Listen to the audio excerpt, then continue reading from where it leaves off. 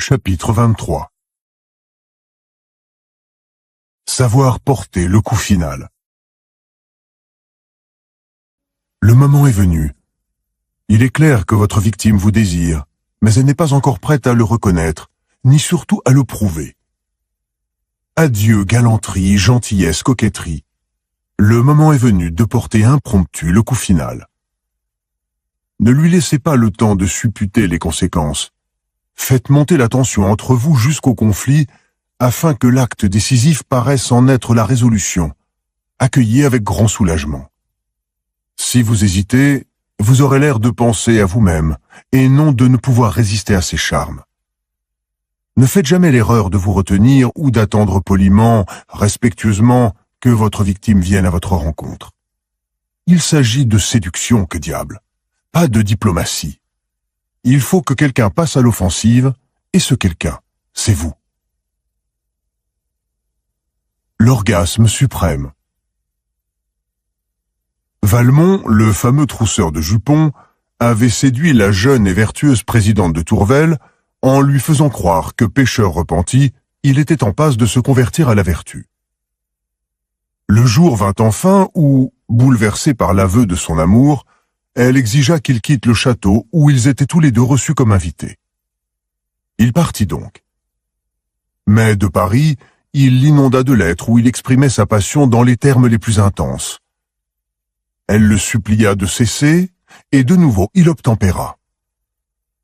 Enfin, plusieurs semaines plus tard, il la surprit par une visite impromptue au château.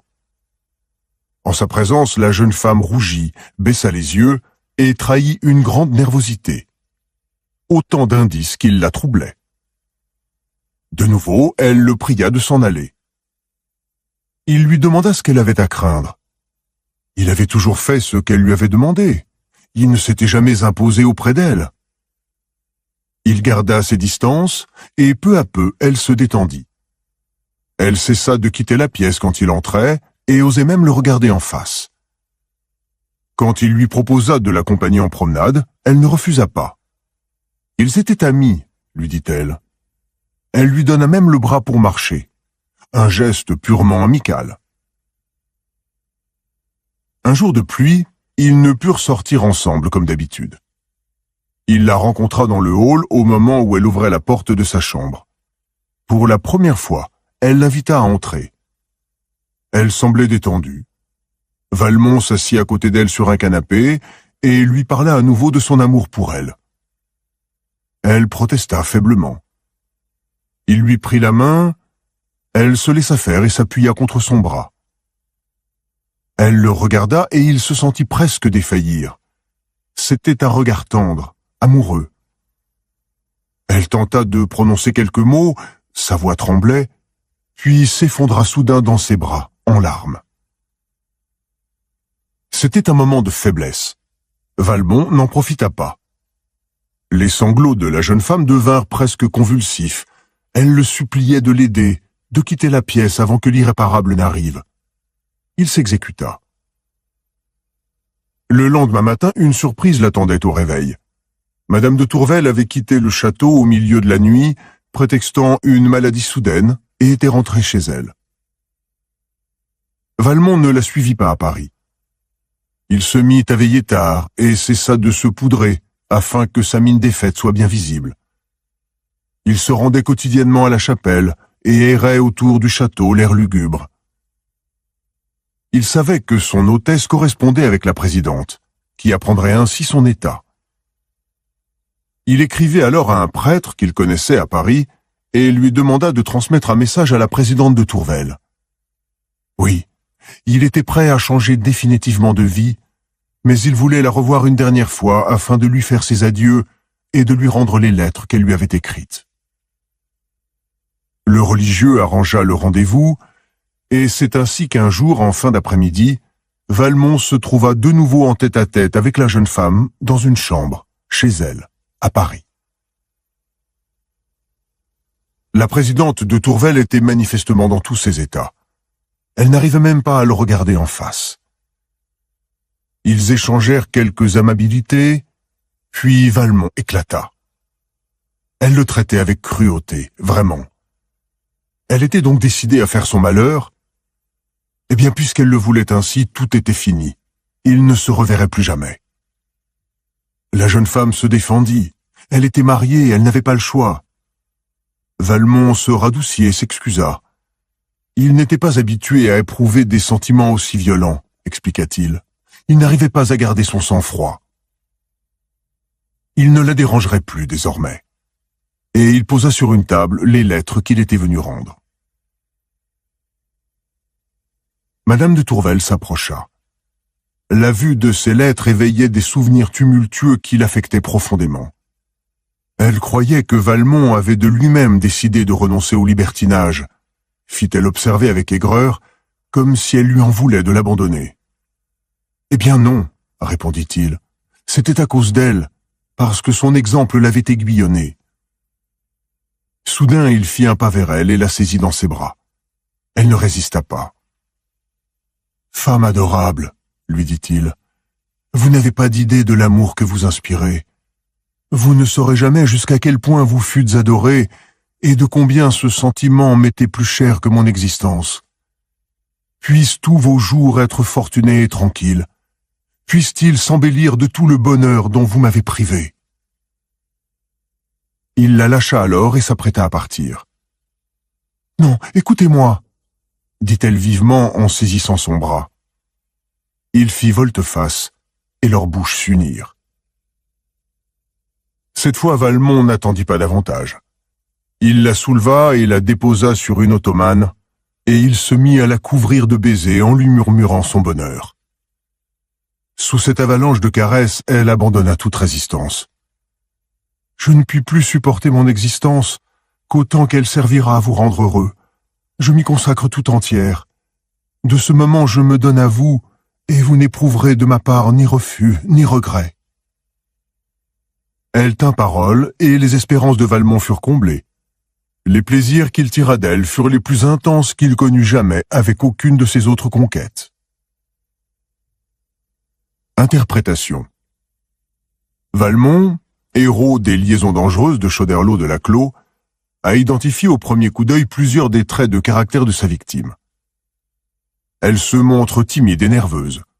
Il est pratiquement certain que son mari la traite avec respect, trop peut-être.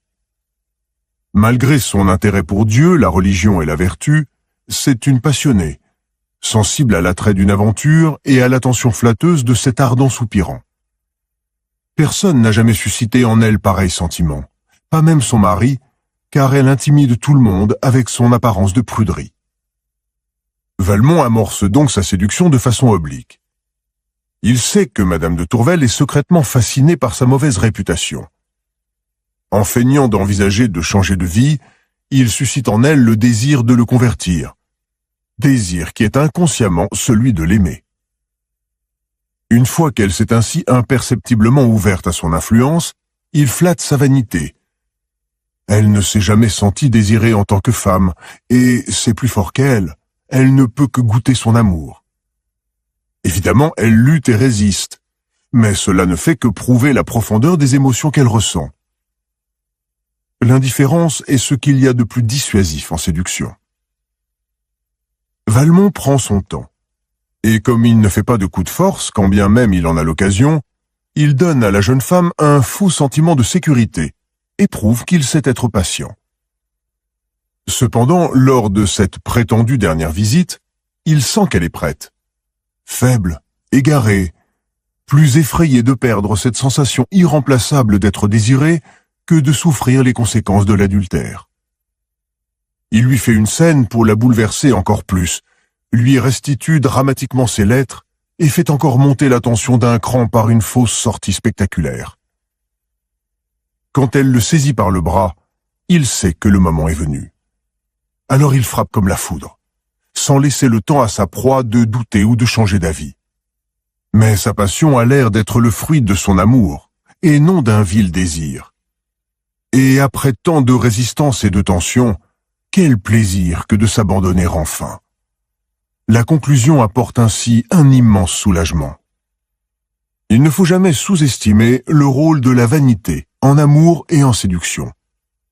Si vous avez l'air impatient et affamé, vous montrez que c'est une simple affaire d'hormones, sans grand rapport avec les charmes de votre cible. C'est pourquoi il faut coûte que coûte différer le moment. Une cour prolongée nourrira la vanité de la victime et donnera à vos actes décisifs un retentissement durable et puissant. Mais n'attendez pas trop longtemps. En révélant votre désir, mais en vous montrant trop timide pour sauter le pas, vous susciterez une interrogation inquiète. Tu me trouves désirable? Pourtant tu ne fais rien pour satisfaire ton désir. Peut-être est-ce que je ne t'intéresse pas vraiment? Des doutes comme celui-ci vexeront votre cible. Et si tu n'es pas intéressé, c'est peut-être parce que je ne suis pas intéressante, et risqueront d'être fatales au dernier stade de votre manœuvre. Gêne et incompréhension ne feront que se démultiplier. Dès que vous aurez observé certains signes, les regards, la nervosité, une propension à imiter chacun de vos gestes, que votre victime est prête à céder, passez à l'offensive, en ayant soin de faire sentir à votre proie que ses charmes vous ont fait perdre la tête. Elle goûtera ainsi le plaisir suprême, celui du corps, accompagné de celui de l'ego. Plus un amant nous montre de timidité, plus il intéresse notre fierté à lui en inspirer. Plus il a d'égard pour notre résistance, plus nous exigeons de respect. On vous dira volontiers « Eh, par pitié pour nous, ne nous supposez pas tant de vertu. Vous allez nous mettre dans la nécessité de ne pas en manquer. » Ninon de l'Enclos. Les clés de la séduction. La séduction est un monde à part du monde réel. Les règles y sont différentes. Celles qui s'appliquent dans la vie de tous les jours peuvent y produire un effet contraire. Dans le monde réel règne un élan démocratique et égalitaire par lequel tout se doit d'être, ou du moins de paraître, à peu près équitable. Un pouvoir, ou un désir de pouvoir, ouvertement excessif, suscite jalousie et rancœur. Nous apprenons donc à être aimables et polis, au moins en apparence. Même les puissants s'efforcent en général de garder un profil bas de crainte d'offenser. Mais dans le monde de la séduction, vous pouvez jeter ces beaux principes aux orties, afficher une passion honteuse et même faire souffrir. En un mot, être vous-même. Votre spontanéité à cet égard sera séduisante en soi. Le problème est qu'après avoir vécu des années dans le monde réel, on perd la capacité d'être soi-même.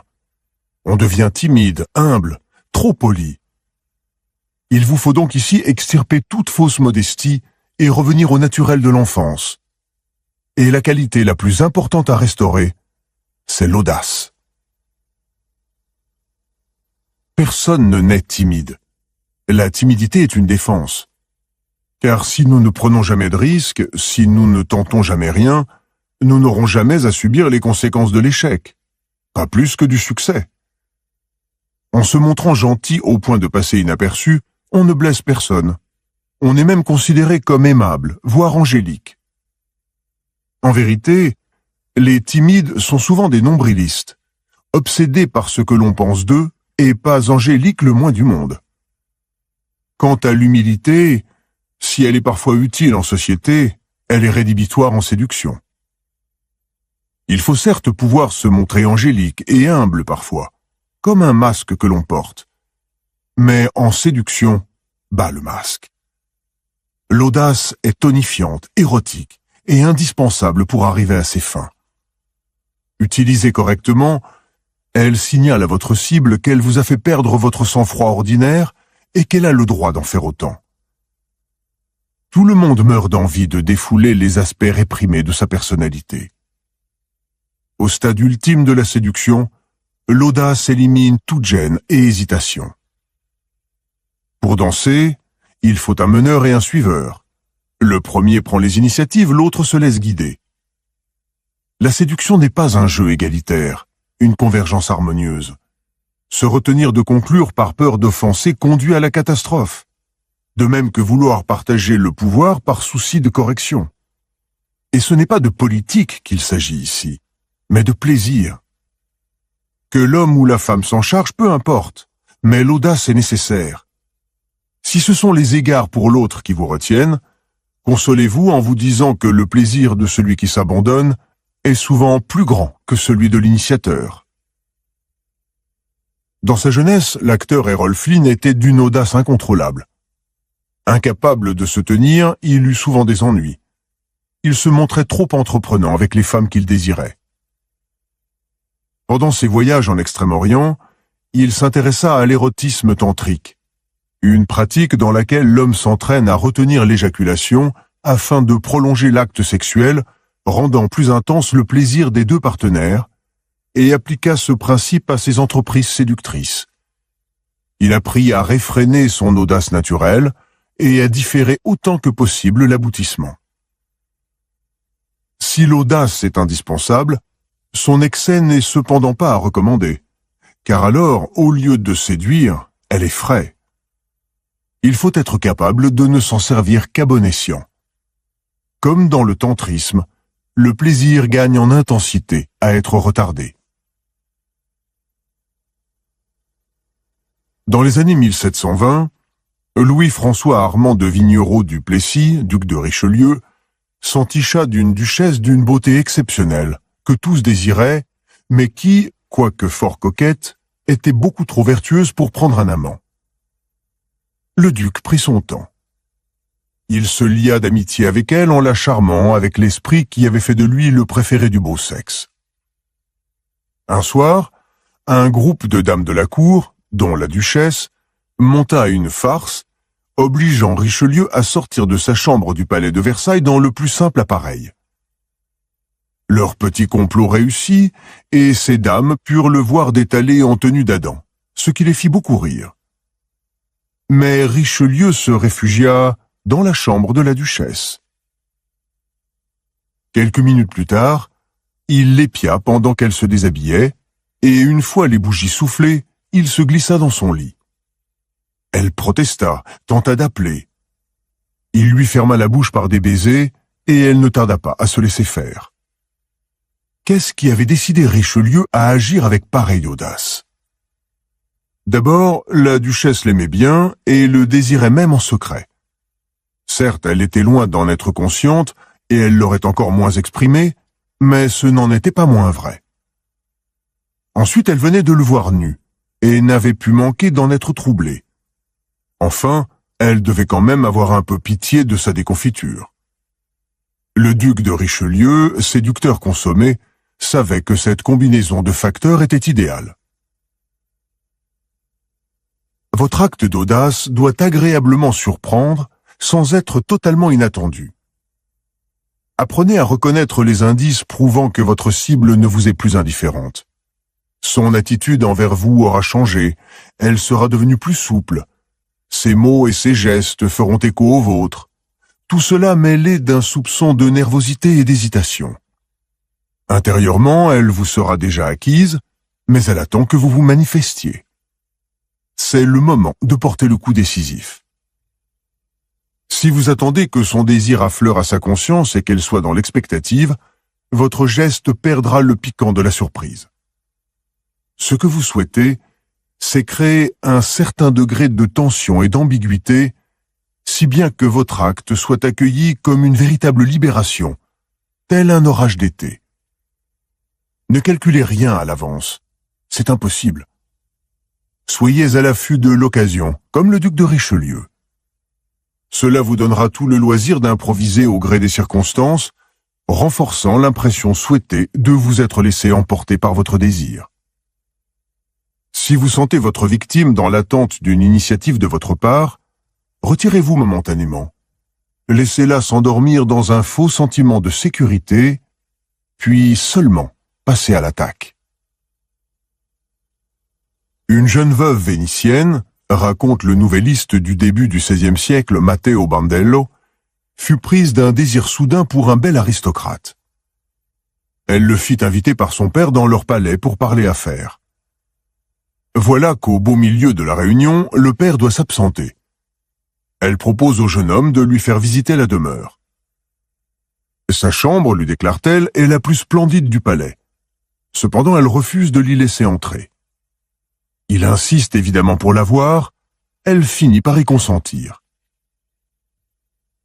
La pièce, embaumant un parfum précieux, présente en effet un décor extraordinaire, tout de velours, d'objets rares, de peintures érotiques et de fins cierges blancs. La veuve éteint tous les cierges sauf un, puis conduit le jeune homme jusqu'au lit, déjà chauffé à la bassinoire. Autant dire qu'il succomba rapidement à ses caresses. Faites comme cette veuve. Votre coup d'audace doit avoir quelque chose de théâtral. Cela le rendra mémorable et rendra votre agressivité plaisante, comme faisant partie du drame. Son caractère spectaculaire peut tenir au lieu choisi, de préférence exotique et sensuelle, ou peut être dû à votre mise en scène. Ainsi, la jeune veuve crée un suspense à propos de sa chambre. Une certaine crainte, celle d'être découvert par exemple, accroîtra la tension. Rappelez-vous, le moment que vous suscitez doit avoir quelque chose de plus que le train-train quotidien. Il faut que votre victime soit dans un état d'agitation qui la déstabilise et prépare le drame. Et la meilleure façon de l'émouvoir, c'est de lui transmettre vos propres émotions. Valmont induit ainsi à loisir chez Madame de Tourvel un état serein, furieux ou tendre. Les humeurs sont communicatives. C'est particulièrement vrai dans les stades avancés de la séduction, quand la résistance de l'autre est affaiblie et l'a ouvert à votre influence. Au moment de porter les stockades, sachez communiquer à votre cible le type d'émotion idoine, sans le lui dire bien sûr. Visez son inconscient en jouant sur les affects afin de court-circuiter ses défenses conscientes. C'est le plus souvent de l'homme qu'on attend un geste hardi. Pourtant, l'histoire ne manque pas d'audacieuses séductrices. L'audace féminine peut prendre deux formes. La première, celle de la coquette, est la plus traditionnelle. La femme allume le désir de l'homme, le mène jusqu'à l'ébullition, puis à la dernière minute bat en retraite et lui laisse l'initiative. Elle suscite l'occasion favorable, puis signale sa disponibilité par son attitude et ses regards. C'est la stratégie des courtisanes depuis la nuit des temps. C'est ainsi que Cléopâtre conquit Marc-Antoine, que Joséphine subjugua Napoléon et que la belle Othello amassa sa fortune avec les millionnaires de la Belle Époque. L'homme conserve ses illusions viriles, pourtant c'est bel et bien la femme son prédateur. La deuxième forme d'audace féminine ne se préoccupe guère que les illusions soient sauves. La séductrice prend les choses en main, initie le premier baiser et se jette à la tête de sa victime. C'était la méthode de Marguerite de Valois, de Lou Andréas Salomé et de Madame Mao. Beaucoup d'hommes trouvent cela très excitant et nullement castrateur. Tout dépend des penchants et insécurités de la victime. Ce deuxième type d'audace féminine a son charme, car il est plus rare que la première. Mais il faut dire que d'une façon générale, l'audace n'est pas monnaie courante. Elle vous démarquera du mari tiède, de l'amant timide et du soupirant indécis. Et c'est justement ce que vous voulez. Si tout le monde était audacieux, l'audace perdrait son attrait. Symbole, l'orage d'été. La canicule n'en finit pas, la terre est desséchée, le sol se craquelle. Puis vient le calme avant la tempête, l'air est lourd et oppressant.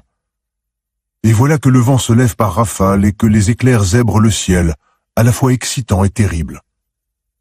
Sans laisser le temps de courir chercher un abri, la pluie arrive, brutale, comme un soulagement. A contrario, il n'y a pas de contre-exemple. Si deux personnes vont l'une vers l'autre par consentement mutuel, ce n'est pas un cas de séduction.